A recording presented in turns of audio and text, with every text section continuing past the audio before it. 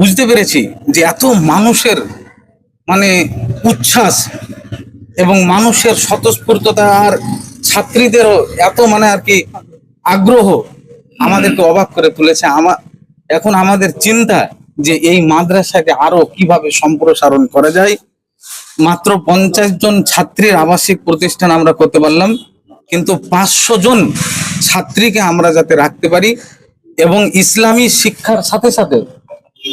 দুনিয়াবি শিক্ষা, বাংলা, অঙ্ক, ইংরেজিও এখান থেকে আমরা ভালোভাবে শিক্ষা দিয়ে যাতে তার স্কুলেরও একটা ডিগ্রি হয়ে যায় এবং একজন সুশিক্ষিত একজন মা আমরা এখান থেকে গড়তে পারি। আর তাদের মাধ্যম দিয়ে যেন আমরা আমাদের এলাকা তথা সারা দেশে যেন তাদের খিদমত তারা করতে পারে, বাচ্চাদের লালন পালন করতে পারে, আদর্শ সমাজ